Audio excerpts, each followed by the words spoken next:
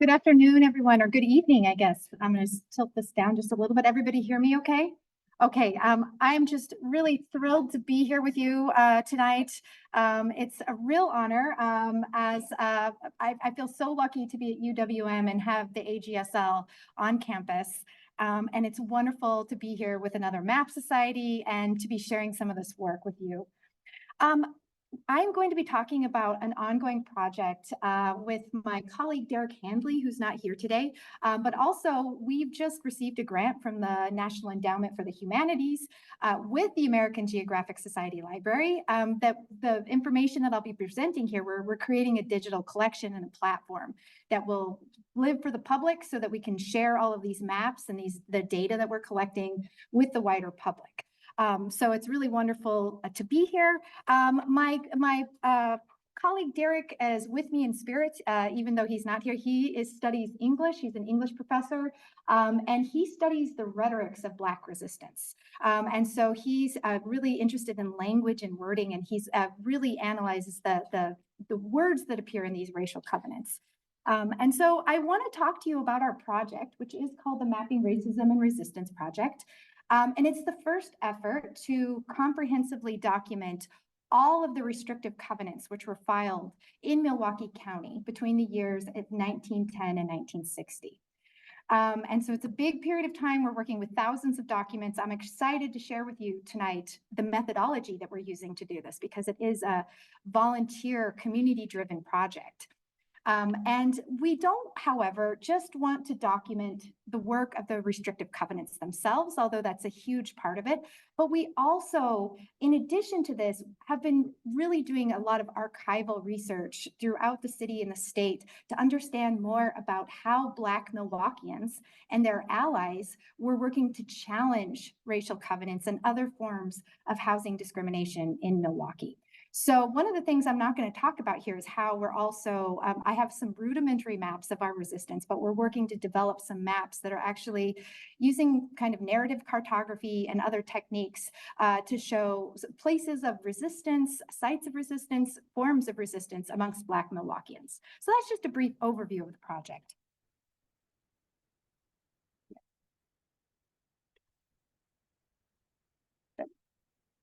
So this evening, then, what I'd like to do is just briefly introduce racial covenants. I'm sure that some of you have heard of them before, some of them that might be new for others of you, give you a sense of how they worked and their legality.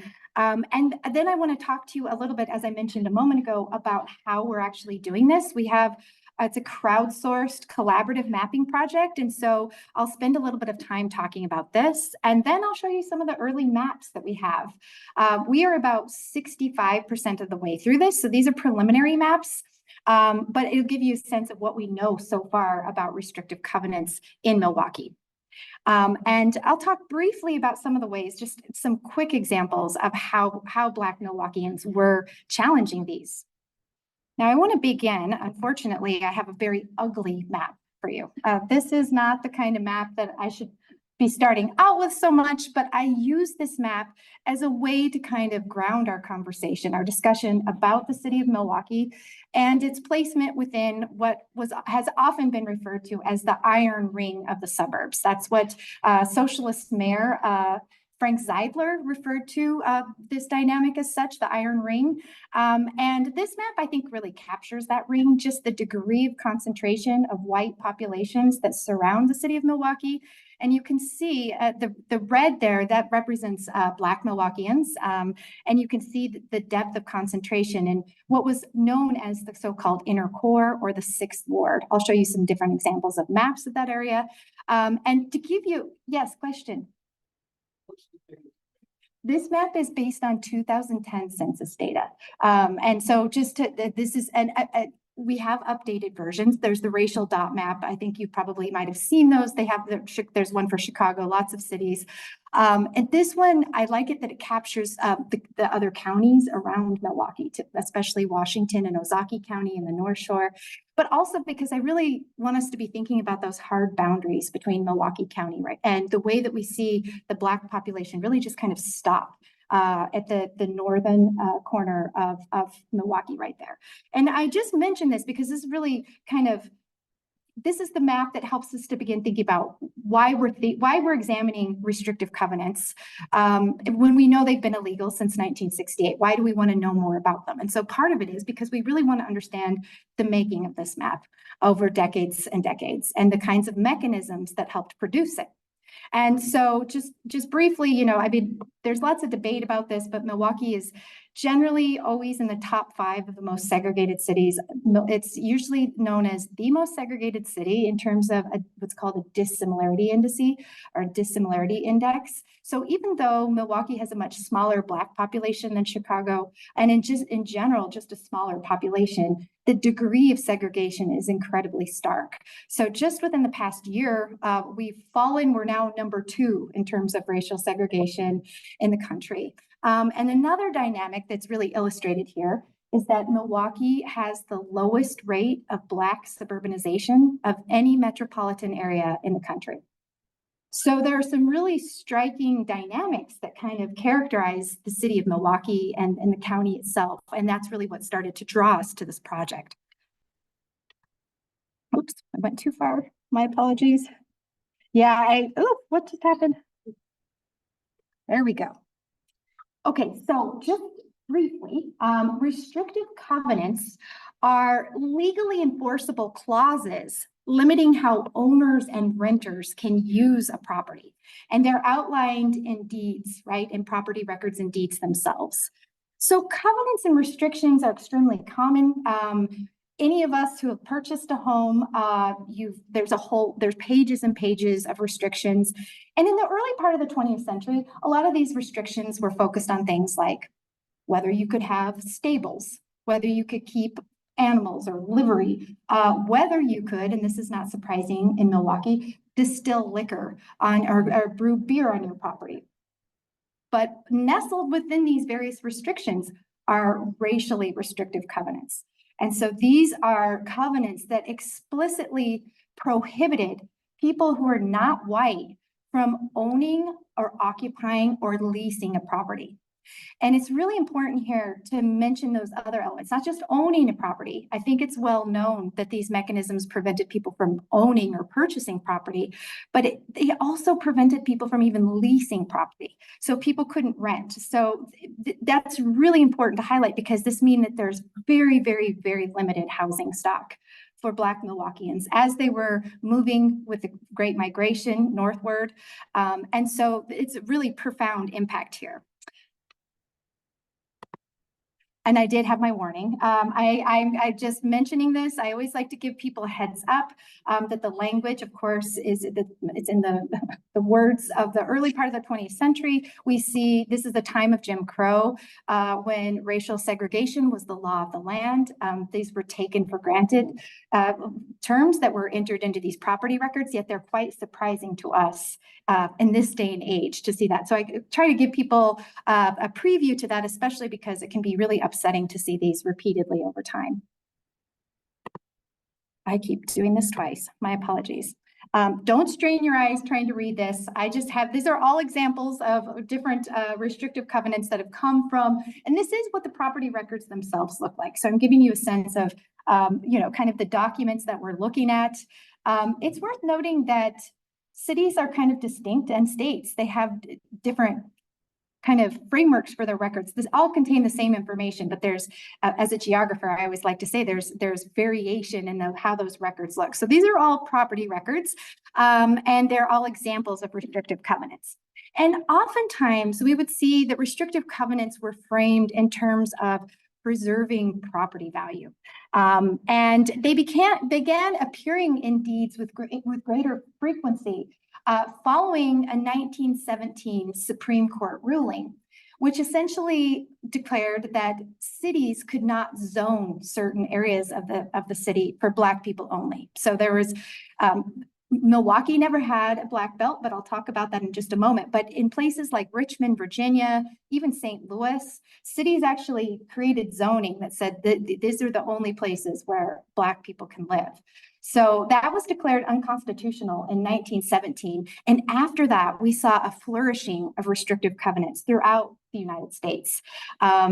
In fact, people often referred to restrictive covenants as private zoning. So they were premised on this notion that individuals could stipulate how and in what way their properties would be used. Now, these covenants targeted a whole range of people. You'll see language in just a moment where we see a listing of various racial and ethnic groups. But in practice, they were really primarily targeting African Americans, as I mentioned, and particularly in cities like Chicago, like Milwaukee, that were receiving huge numbers of new Black migrants during the Great Migration. And so they targeted a number of groups, but they were especially meant to exclude African Americans and to uphold the kind of racial segregation that was dictated in the Jim Crow laws that were the laws of the land. And I bring this up because oftentimes we tend to think about deep racial segregation as existing in the South when we think about the history and the afterlives of slavery. But in fact, what scholars like myself who study racial segregation know, and you may also very well know, is that the most segregated cities in the country are cities in the urban North. They are cities in the upper Midwest. They're much more segregated. I mentioned a moment ago that Milwaukee has the lowest rate of Black suburbanization. Atlanta has a very, very high rate of Black suburbanization. So what we understand is that a lot of the deep segregation that we see in cities like Chicago, St. Louis, Milwaukee, Minneapolis, this is a reaction to the Great Migration. And I don't have enough time to talk about this, but Milwaukee has a different pattern of Great Migration than Chicago, primarily because of its relationship to Chicago.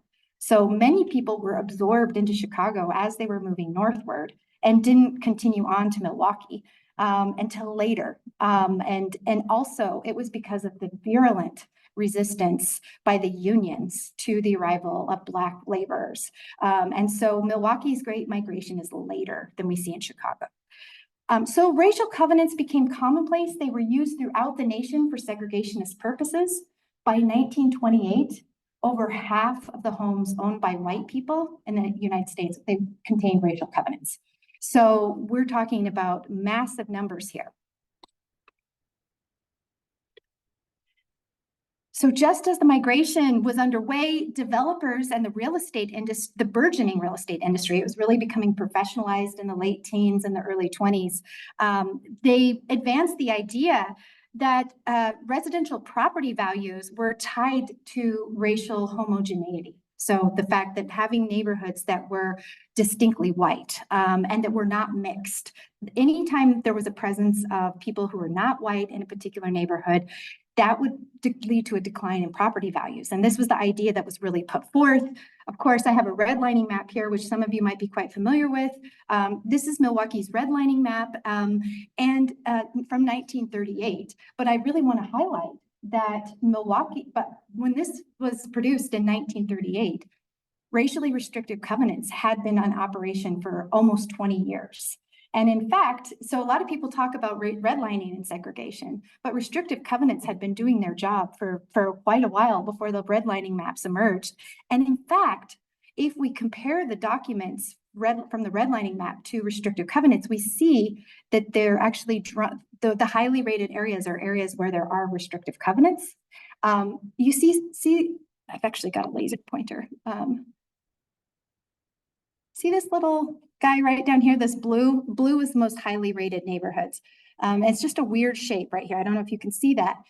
That is a neighborhood that has racial covenants. And it was an unincorporated area, but it had racial covenants. So, you know, when we're done with this, we'll be able to really overlay these and be able to see how these are connected. Yes, question. Yes, I apologize. In this case, red was defined by local real estate appraisers who were doing these valuations of the neighborhoods as definitely declining. And when I add the definitely, that's not my hyperbole. That's actually what it looks like. They called it hazardous, D, definitely declining. Yellow was the second lowest rating. So these were neighborhoods that were often adjacent to redlined areas, often close to industrial sites. The green and the blue are the highest rates. So it's no surprise that Milwaukee's North Shore is all green and blue up there. That's an area that has historically been very wealthy. It's known as actually Milwaukee's Gold Coast. There's that. Does that help clarify here? So I just mentioned this because we see that during this period of time, there was a lot of concern amongst property owners, developers, and real estate agents in introducing, as this language shows from Article 34, introducing inharmonious groups into neighborhoods. And so we see racial restrictions emerging in this property. By the way, Article 34 was in the Realtors Code of Handbooks until the late 50s. So as growing suburbs were emerging, so this is a time, especially late teens, early 20s in Milwaukee, of tremendous expansion and outward expansion. And we see that as these suburbs were kind of emerging and they're being developed, that they were putting restrictive covenants up as they go. So I include this map. This is actually, did I include a year here? 1938. So this is a little bit far along. This is Whitefish Bay, which is north of, if you're familiar with Milwaukee, it's north of Shorewood, north of the university. And what you can see here, it's kind of hard to see, but it says Whitefish Bay, a highly restricted neighborhood, residential area, excuse me. So you can see the way restrictions, you know, the restrictions there, it's highlighting to a whole range of restrictions. The restrictions on the style of housing, the size of housing, the cost of housing, but also restrictions on people who could live in particular neighborhoods. So as these new suburbs were being developed and as the land was being subdivided, it was quite common then for developers to attach these restrictive covenants to the properties themselves. So let me show you a few here. This is a very early racial covenant. When we started this work, we initially thought that the first racial covenant was from 1919 in the Washington Highlands area. If you're familiar with Milwaukee, that's just east of Wauwatosa.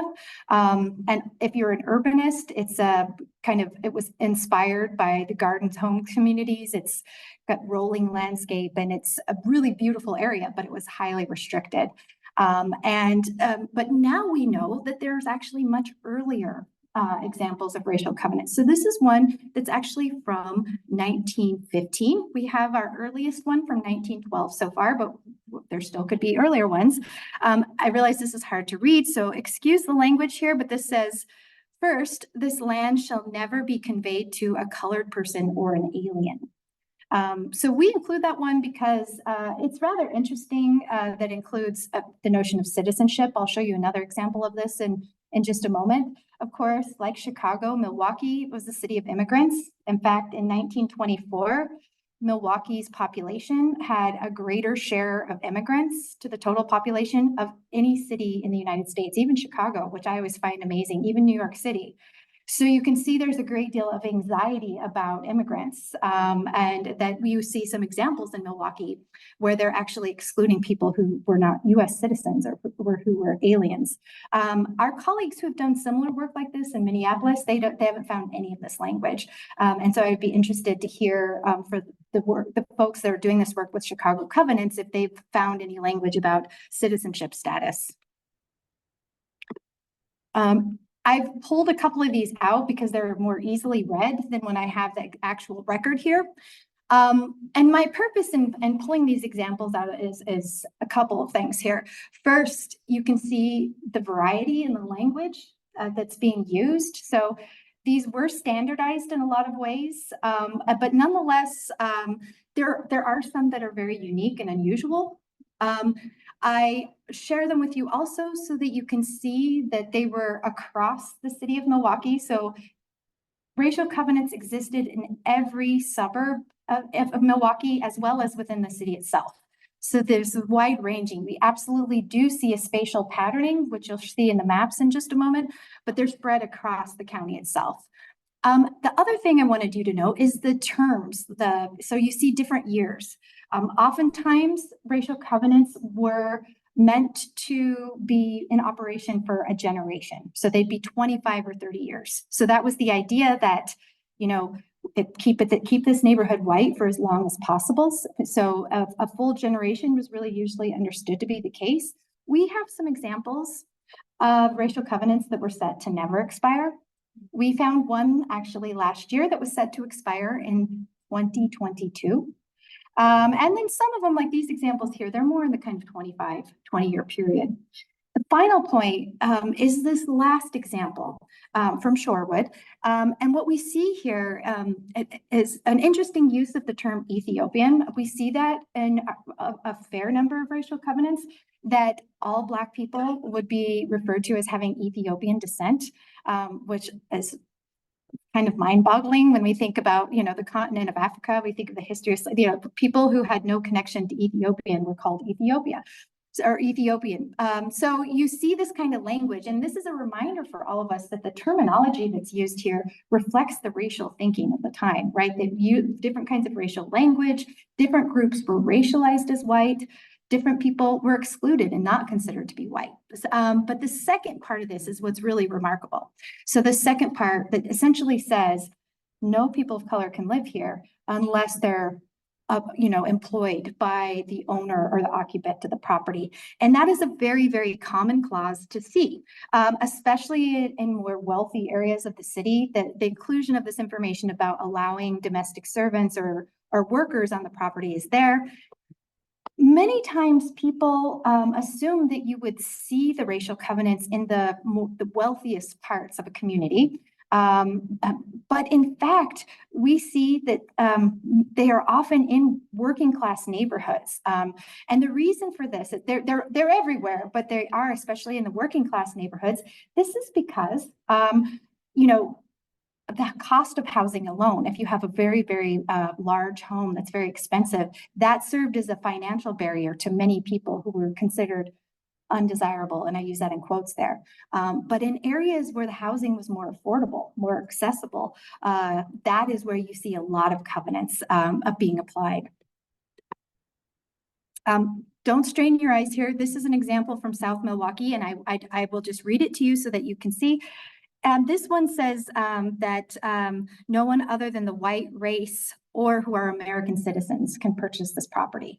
So that's another one of the kind of interesting ones that references citizenship. This one is one that kind of lists a whole range of individuals who could not live in this particular property. So here we have a listing of persons of Chinese, Japanese, Moorish, Turkish, Negro, Mongolian, or African blood and descent.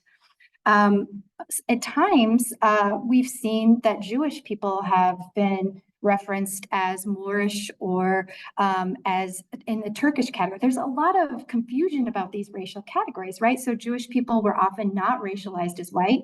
Sometimes they were explicitly named in covenants, but sometimes they were referenced in the term Moorish. So we learned this from our colleagues in Minneapolis who had been seeing this reference a lot within their community. Okay, so just another example here of the invocation of the term Ethiopian, which is kind of interesting. It's just showing that to you one more. This one's from 1927. I wanted to I've given you a whole number of examples so you can see what they look like, because this is what our citizen volunteers are encountering as they look at these covenants, as I'll tell you about in just a moment. So before I move on from this, I want to note that there are also different kinds of covenants. So I've already mentioned subdivision-wide covenants because it was easy for real estate agents or developers who purchased a property and they're subdividing the land. As they're involved in that process, it was easy to write a covenant or write a set of covenants that encapsulated a whole neighborhood, right? So I was mentioning to someone before the talk that we found one recently that was a subdivision-wide covenant, and it encompassed probably 300 and some properties. But then there are also many examples that are just individuals who are selling that would insert this into their property record to preserve the character of the neighborhood. Some of the most pernicious examples that we have are called petition covenants. Now, petition covenants are unique because they come, quote unquote, after the fact. So this means that people already owned their homes in a neighborhood, and they got together as a group and all decided that they wanted to not have Black people or people of color move into their neighborhood. So they were going to go to the county and amend their property records. And it really shows their their degree of commitment to maintaining racial homogeneity of their neighborhood, because they would actually have to pay a fairly large sum of money at the time to amend their property records. And so to give you a sense here, my colleagues in Minneapolis, who it looks like we're on par to find as many racial covenants as they did, they found no evidence of petition covenants in Milwaukee, or excuse me, in Minneapolis. In Milwaukee, we have very many examples. We have at least 10 examples of these really, these kind of the petition covenants, which really signal a deep commitment to racism. Lastly, the last kind of covenant, and again, I don't want you to strain your eyes, I'll tell you what this says here, but the last kind that we see quite a few of are covenants on cemetery land, cemetery plots. In fact, we have a whole category for this. We've found so many of them in Milwaukee, and I'm sure that they would exist here in Chicago as well. This is, I could have picked any number of them. I picked this Graceland Cemetery because in doing our community work in Milwaukee, we learned from Black Milwaukeeans that Graceland Cemetery is really, it's an aspirational cemetery, if that's a term that really works, but many people in the Black community aspire to be buried there or to bury their loved ones there. It's a meaningful place. And so when we've shown this to people, it's been very shocking for them to learn that, even dead bodies were segregated in cemeteries. So the language here would be that this plot is for the deceased body of a white person. Some of them go on in much more detail about how it also it's either for the deceased body of a dead person or a receptacle containing their bodies, going on and on. But so we really see an illustration here of this idea of racial segregation being from the cradle to the grave. So even when you die, you're going to be buried in a segregated cemetery. So as we've been doing a lot of our work, presenting this out in the world, people ask us, are they still legal? And if not, why do you care? And so I will say that racial covenants were subject to intense legal challenges from their very inception. In fact, there's a classic text that's written by a land economist that was based here in Chicago, talking about the use of racial covenants. And throughout this text, it was written in 1922, it was kind of introducing people to the mechanism of covenants.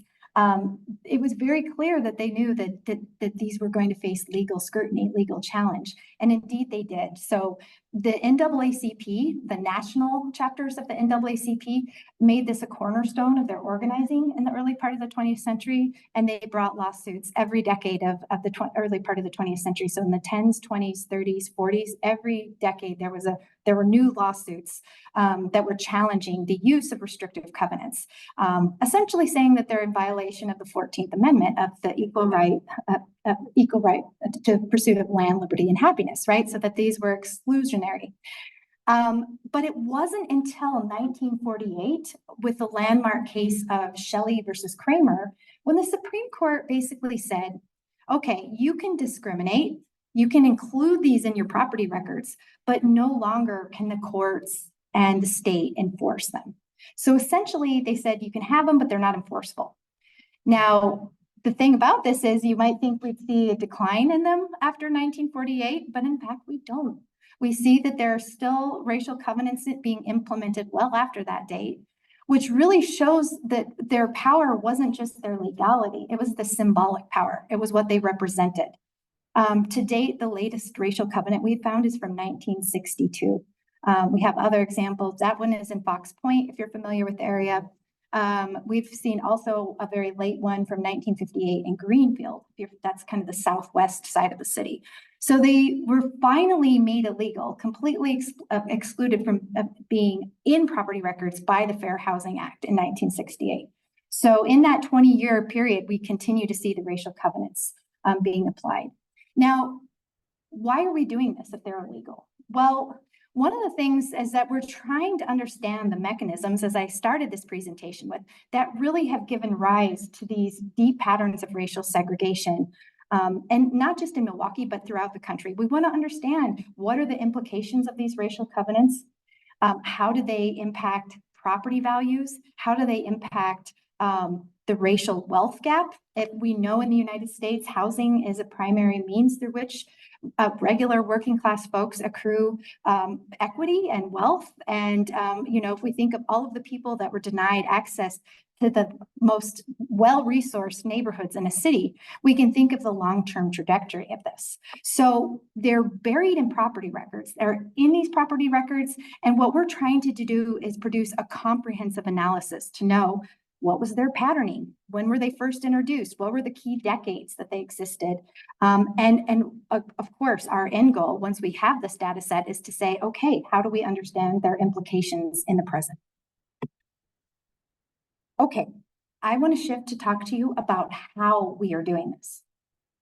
Because it's kind of, I've been referring to this as a crowdsourced project, but I want to tell you about the kind of nitty-gritty elements. So I'll just start with a little anecdote. I've been trying to do this work for a long time. I've been very interested in racial covenants. When I started, the property records were not digitized. And so a research assistant and I, we're going to the Register of Deeds office, and we spend, a couple days a week there, going through the property records and just searching for these racial covenants.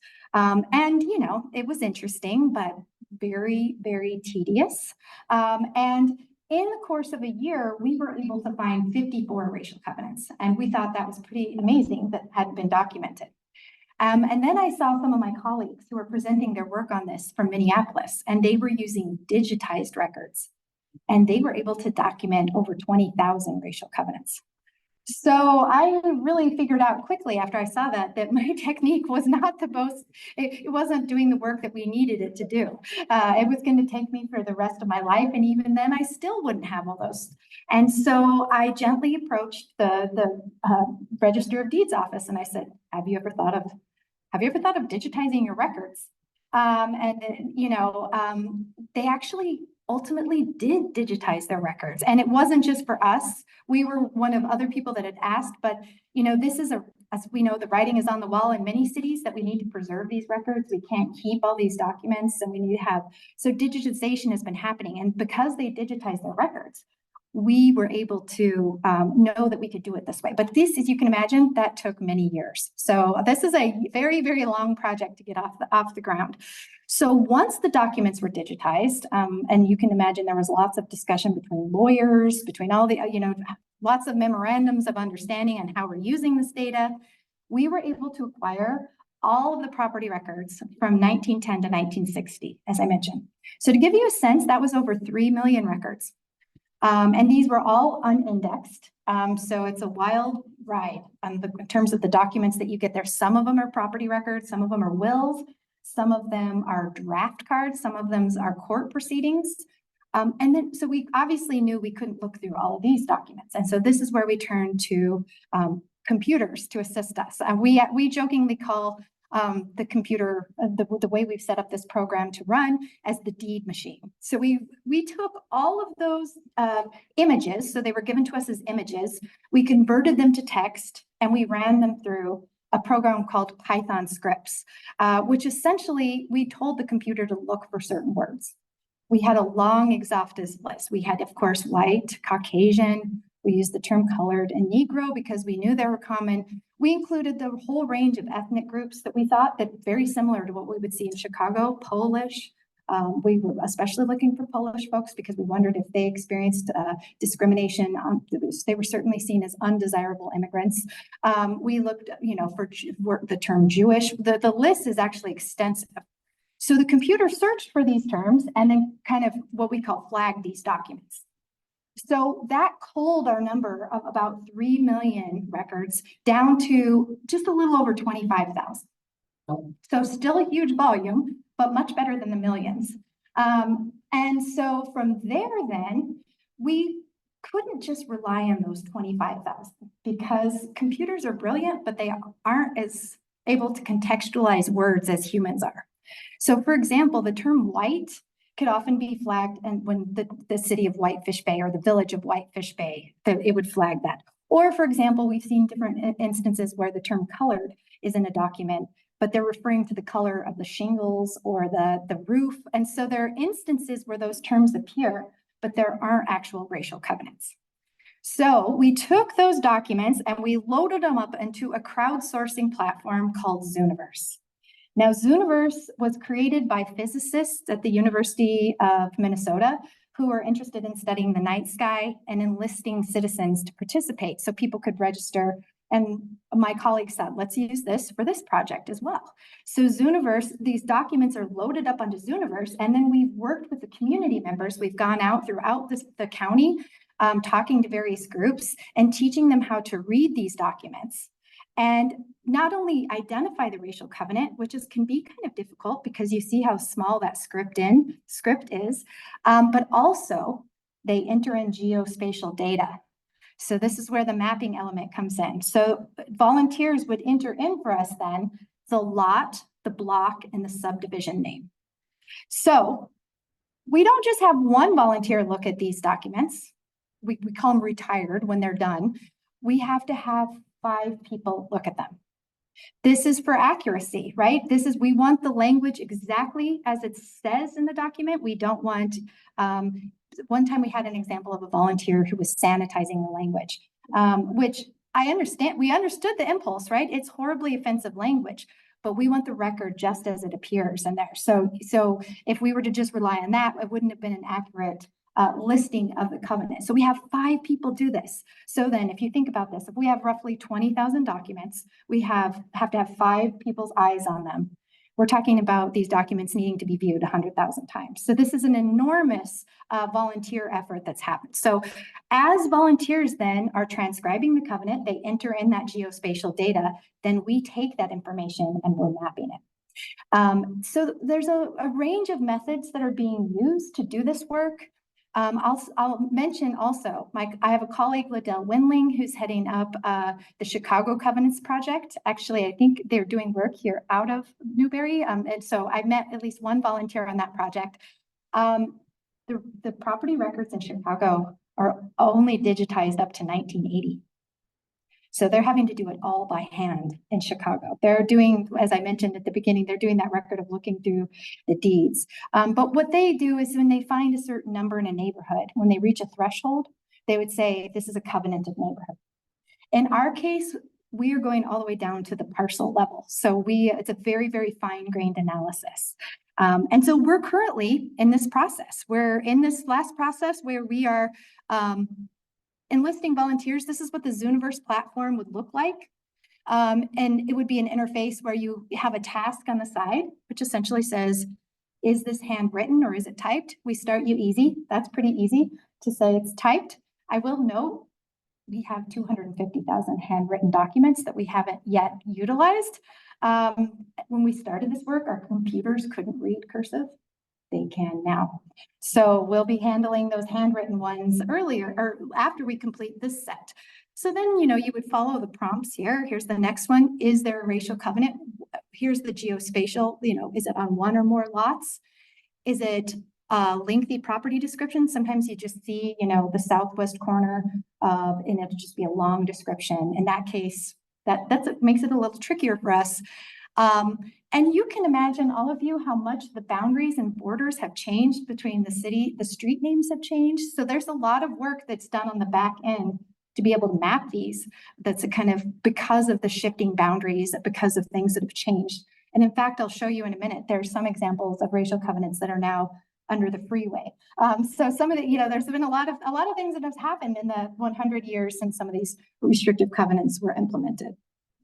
So I just have a couple of pictures here from some of our crowdsourcing events where we have people bring their computers. Here's an example of a virtual one. I apologize for that man's head in the middle. I didn't mean to catch his head or the individual sneezing. But so we've been able to work with a lot of people in person and online.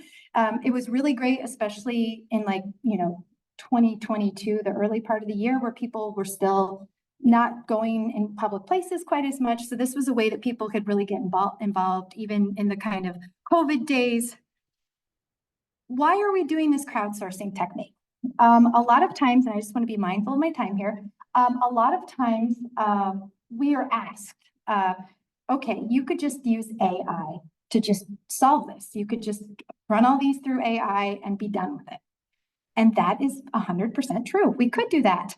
But we found extraordinary value in doing this with the community. We consider this to be a community project. It doesn't belong to us. It belongs to the volunteers and the community in Milwaukee who are doing the hard work of documenting this. So, but we also have a few other reasons here. It's more accurate. As I mentioned, 5 people looking at a document, that means that we have a good way to check things, to find where there's discrepancies, and we can go in on the back end of the machine and see where people are disagreeing. It also is how we are going to be able to get this done. So we on average have 200, what do I have here? Yeah, 200 to 700 transcriptions a day, which is really, it just amazes me that people are out there transcribing at this rate. So once volunteers learn, they can do it at any time, any place. And indeed, we have volunteers that have done like thousands. Some people just do one and that's enough for them, and that's just fine. We say any number of documents you look at is perfect for our project. So it's just a matter of kind of exposing people to what these look like. So we're able to actually accomplish this project. And the most important reason is this has really fostered a really incredible dialogue in the city and in the county about histories of racial segregation, including from white individuals who didn't know about this history and have learned about racial covenants on their property, including some families who encountered racial covenants. I've met, and doing this work, a woman whose family was the first Hispanic family to move to Wauwatosa, who shared her story. So along the way, we're also capturing people's stories about experiences with racial discrimination and segregation in the county. Okay, for this last portion, I'm just going to show you the maps now. Okay, what have we done? We've worked with almost 5,000 volunteers, and that just amazes me, and I'm so grateful every time that I'm able to share that number with people. But we've mapped 19,000 racial covenants on modern properties, and we are only 65% of the way through. So you might be thinking, wait a minute, Anne, you said that you had about 20,000 flagged documents. How can you already have 19,000 if you're only 65% of the way? That is because, as I mentioned, some of these are subdivision-wide covenants. So it's one document, but it encompasses a whole range of properties. So at the rate we're going, we will very, very clearly be over 20,000 racial covenants, probably closer to 25,000 racial covenants. We've only been doing this volunteer work in earnest since last January, not January of 2023, but January 2022. So we've made incredible progress. We anticipate being done with this in the next couple of months.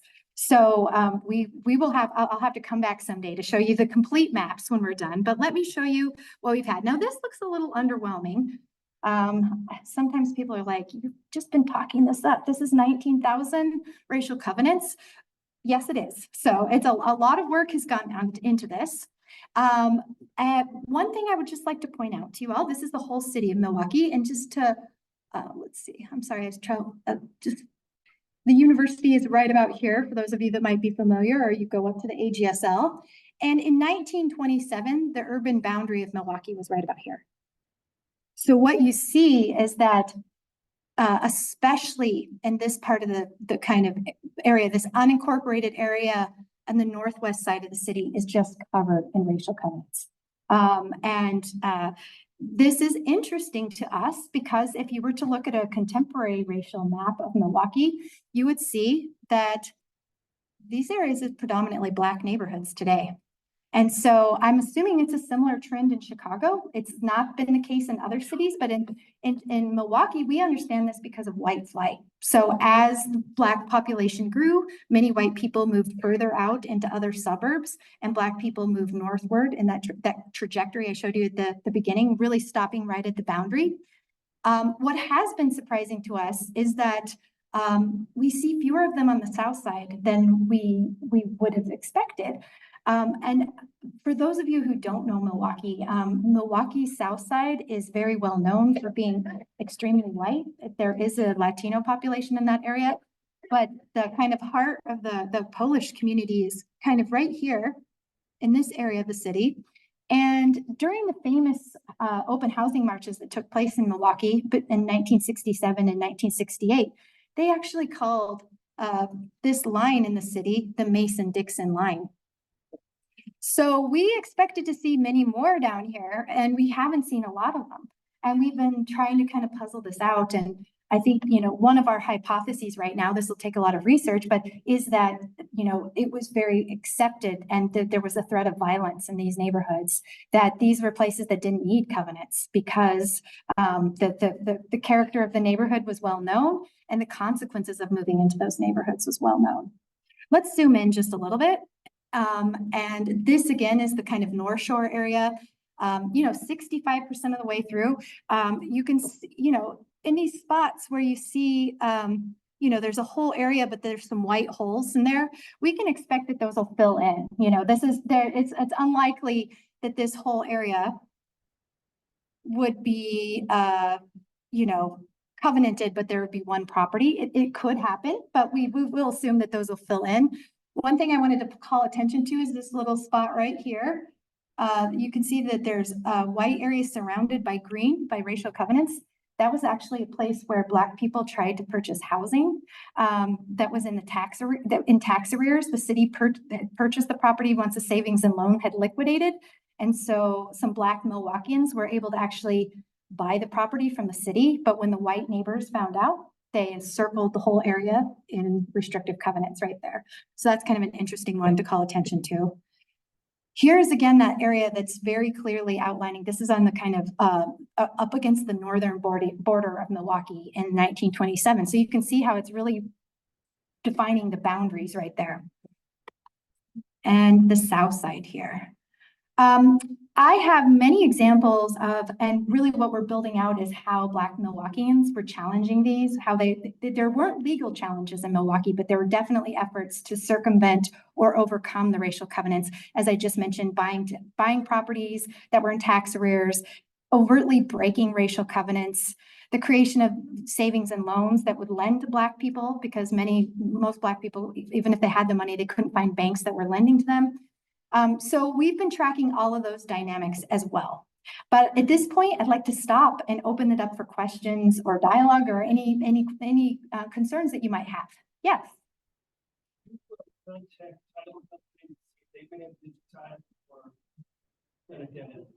We have been in touch with titling companies, and they didn't have the digitized, but they've in fact, but one of our most supportive volunteers worked for a titling company, and she knows the ins and outs of records. So we've been in touch with them, but yeah, we are, once we're done with this, we'll have the only set of restrictive covenants, and this will be publicly available, so they can use it after that. Yes. Have you uncovered many institutions that own real estate covenants? Yes. One of the reasons I asked that question is we're sitting in yes. that own a lot of real estate in this neighborhood. Yes. All restricted covenants. Yes, we have. We have. Mount Mary College. Let's see if I can find the map here, which is in Wauwatosa. Oops, I just went past it. My apologies. If you can see it on here. And Wisconsin Lutheran College is right here. But Mount Mary, it may not be highlighted on here, but yes, so here are some two institutions. Nothing from UWM or the University of Wisconsin. We have found churches. We've definitely found churches that have been involved in this. That surprised me. I don't know why, but we found churches, and every big name in Milwaukee. We found the Pabst family was responsible for some of the earliest covenants, both in Wauwatosa, but also in Whitefish Bay. The Eline family, if you're familiar with Milwaukee enough to know the suburb of Cudahy, it's on the south side. The Patrick Cudahy family. I don't know that we found the Davidsons. That would be interesting. But yeah, it's been some of the institutions that we found in there are surprising. Just really briefly, I'll just say, I gave a lecture at UWM that's part of the longest history. It's the longest lecture that's happened at UWM. It's a social justice lecture. It's named after a gentleman named Morris Fromkin. And we found Morris Fromkin's names in the racial covenants. We found the Milwaukee County Board, the chairman of Milwaukee County Board. So there's a lot of, you can see how normalized these were, that these various institutions were engaged in the practice. And yeah. Yes. Piggybacking off that, the photo of Whitefish Bay, and sort of it was advertised. A little bit as to the contemporary understanding of these restrictive covenants. Were they well known amongst real estate? Would homeowners look for these in when they were purchasing properties? Great question. So they were being advertised. It was used as a selling point. If I had more time, I would have traced an example for you. I often do that in presentations where I show a map where there's a development. I show the newspaper advertisement that say it's a restricted neighborhood, and then I show the restrictive covenant. So we know that they were being advertised that way. And it's really hard. I mean, it's hard to know just how involved homeowners were in the process. Some of them were probably buying property that there had been subdivision-wide covenants that they may not have known about. It was just taken for granted. You just sign it. But as I mentioned earlier, when you see those individuals, the individuals that are adding them, because there are various examples where individual sellers are adding them, or when you see those petition covenants, you have a clear sense that people knew what was going on. There wasn't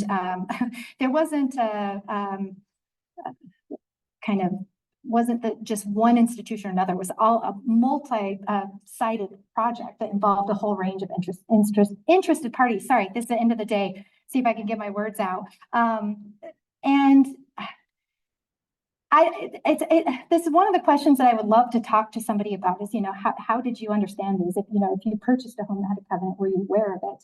Some people have come to us and said, I had no idea that this was on my property. And I've lived in this house for 50 years. So there's certainly people that got caught up in it that maybe didn't know, but lots of people who very much did know. That's kind of a halfway answer, not fully. Yeah. It would be very interesting though I will say that there are lots of there are repeat offender lending institutions that we see a name of a developer over and over and over again. Zingen and Browns is one of them, and they're still in operation today. Atlas Investment. So we knew that there were some people that were doing this all over the city, these developers.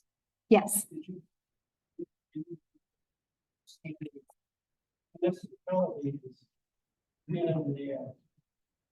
Yes, as I mentioned, Milwaukee County Board was selling land. And one of the wild things is the Milwaukee County Board was selling land, and the racial covenant that I found, that was after 1948 Shelley versus Kramer. So I haven't seen anything with the city itself, although we do know, one thing I also couldn't talk about, Milwaukee's socialist history is a whole other element that figures into this, because the socialist municipal government, Milwaukee had socialist municipal government from 1910 to 1960, with a few breaks in the middle. But the socialists were very active in experimental housing. Milwaukee is the site of the first ever municipally sponsored public housing complex. And they were building all kinds of different models for working class housing. But every example of those, they were all restricted to white people only. So they don't have the covenants on them, but they knew they were restricting them. Yes. You come into religious covenants or restrictions, particularly in, say, Christian or Hebrew persuasion, or however, whatever euphemisms they want to use. Yeah, one of the things that's been fairly remarkable is that we expected to find many that included the term Jewish, and we have found some, but not as many as we expected in Milwaukee. And part of that we're understanding is in relation to the fact that, as I mentioned earlier, the term, the people we consider to be white today may not have been considered white in the past. And so we understand that is shaping it, but that's something we're doing a lot more research to understand. But in terms of religious institutions, as I mentioned, just the two churches, one a Lutheran church, and the other, I'm not remembering the denomination, it was a Christian church though. So, yes. Along those lines, the Chicago northern suburbs have an interesting part of the fact of this, in that it has several suburbs which are famously to this day seen as predominantly Jewish. Most famously Skokie of the 1969 Supreme Court case in White Mountains. Right. So I grew up in the northern suburbs. Okay. I was probably in my early teens. I naively asked my parents about this. Yeah. And my mother was going, well, for example, the house in Little Met that my parents bought in the early 1940s had a covenant saying you could not sell to Jews. Yeah. And the very interesting thing is that we see a both and dynamic. We see examples, we see that Jewish people were being excluded. We also see examples where Jewish people were using covenants on their property to exclude Black people. So yeah, it's a really complicated history. But you know, the the Sixth Ward where Black folks were living in Milwaukee was also, they were living together with Jewish people. So that there's lots of, I mean, that's common in most cities. That's the case in Chicago as well. But then it was as some of the Jewish folks were moving out of the Sixth Ward that they were moving northward that we see some of the covenants coming there. So it is a really complicated racial history. Yep. I think you had your hand up, or are you raising your hand or just stretching? Okay, and then back here, yeah. You know, there's a lot of neighborhoods in Chicago area, in Chicago, that are Black and Jews and white Wasps and Indian and Chinese and you know, various ethnic areas. I don't see segregation as a real big problem. I don't. I was married to a Latina for a long time. Sometimes folks like to be in their own culture, their own worship along their own lines, and same retailing type areas. I know there are negative connotations with segregation, but I don't see it. Sometimes a lot of folks I know they like to be in their own culture more than, you know, they're just. Yeah, I think I don't see there's racism may affect all the time with that. And one last point is that you know, a lot of the Black neighborhoods in Chicago now, those Black folks moved into some really nice housing stock. Yeah. Well, what are those houses worth? What are those houses worth? What are those houses worth? There's a devaluation of properties in predominantly Black neighborhoods. On the south side is probably Yes. half what it is. Exactly. It's a good deal. Just like money. Yeah, but it's also systematically devaluing the properties that are owned by people that aren't white. And I hear your point. I mean, when we talk about immigrant or ethnic neighborhoods, it's great if people have the opportunity to live there by choice. But it's when you're preventing people access. And the other thing I would maybe encourage you to consider would be schools, and the way that schools and school funding is distinctly tied to property taxes and property values. And so when you compare where the best schools are in Milwaukee, they're not in the areas that didn't have covenants. They're in the city, and the suburbs are these well-funded schools. So there's all kinds of ways in which, but yeah, if people are choosing to live in areas where they are with people who share their culture, that's one element. But if they're prevented from moving elsewhere when they desire to, then that's the problem. And you know, economists have really kind of measured the ongoing impact, and you can see a palpable difference that owning a home in a highly resourced neighborhood would mean in terms of generational wealth for some groups that were not allowed for others. Right. Sure. That's definitely true. You had your hand up first, and then I'll come back to you. Yes.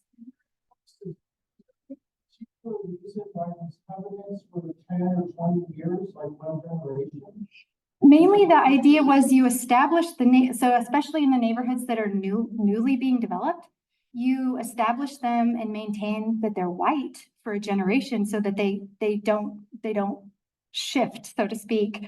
They remain white, and they're through the years that they're growing, and they're a new development, right? To preserve value for that period of time. The thinking was that was enough time to make a neighborhood white. That's the short answer to it. That was enough time, that you guarantee that it's going to stay white longer by ensuring that at least, you know, if we think about a family's life cycle, you know, they move into a house, they have their kids, they stay there during their working years. So it's to kind of capture that whole period with the idea that during that time, it's going to stay white. Yes. I wanted to hear a little bit about conversations that you're trying to share. Yeah. Who's hosting them? Yeah. Yep. And yeah. Yeah. We don't go out to places where we haven't been invited. And we work with community organizations, nonprofit groups, a whole range of organizations. When we started this work, we were primarily going to the suburbs because, and this was an intentional strategy, because our sense was that people of color were well aware of discrimination and racism in housing because they lived it. But that for white people, it might be more revelatory, like this might be something that they learn more about. But we heard from several of our colleagues and from community volunteers that they wanted us to also be very active in Black neighborhoods as well. And so we've been doing lots of work there. It's hard there because the language is so painful for people to see. And that's something that's why I have the big warning just to prepare people, because it's very hard for people to see document after document, you know, basically saying whites only, or, you know, using the term Negro or, you know, these offensive slurs. On the other hand, several people have mentioned that we knew we couldn't live outside of this area, but we didn't know why. And so it's been an opportunity for people of all persuasions and all racial identities really to understand, and to this point that you're saying that, you know, the typical approach to thinking about segregation is people want to live with their cultures. But when they learn these histories that segregation maybe was partly because of that, but really it was actually by design, by a whole range of kind of across scales, by municipal authorities, the federal government with lending, all these parties were interested in maintaining racial segregation. And so it's been a really powerful way for people to learn about it. We've also been very active in college classrooms. We've gone to faith groups. We've done lots of stuff at churches and across the faith spectrum. And so it's very powerful. And one thing we've learned in this process is that we can't go in and plan to talk about this for about an hour. You can already see this now. When we do these workshops, we have to set aside at least 2, sometimes 2.5. The last one I did, which was 2 weeks ago, was 3 hours long. We use the entire time because people have stories and they want to share their stories. So we're now in the process of also capturing those stories and doing interviews with volunteers to understand what it was like to view these and what they took from it. Because as I said, we want these maps to be done. We want the data set to be out there for all researchers and community groups and activists to use. But part of the product that we're producing is the process itself. And we joke and say the process is the product, because it is through these dialogues that we're doing what we want to do, which is really raising awareness about histories of structural racism in the county. Yes.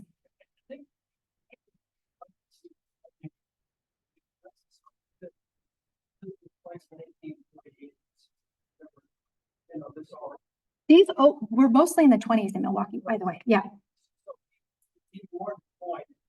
That a lot of white that you see up here, agricultural, and that is really built up.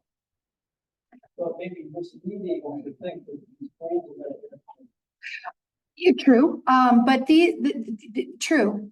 these are generally developed neighborhoods that were there in the 20s. So it'll be in, but you're absolutely right. You know, Charles Whitnall was the first planner, another socialist, and the first plan was introduced in 1919, right at the time that these were in their heyday. So I agree with you. I would love to see to compare the city plan, but also to the zoning maps. And one thing we do know is that, I'm going to go just back a slide. If I can here, let's see. One more. This area right here, if you're familiar with Milwaukee, this is a heavily industrial area. It's called the Menominee River Valley. It's where, I mean, Milwaukee had a very decentralized manufacturing industry, but that was a major area for manufacturing. The city actually purposely rezoned this area, which contained many, many houses, but they rezoned it as light industrial to prevent the southward movement of Black people. So there's an example of how zoning was used in conjunction with these. Thank you all for a wonderful dialogue. I know we're out of time. Feel free to reach out if you have questions.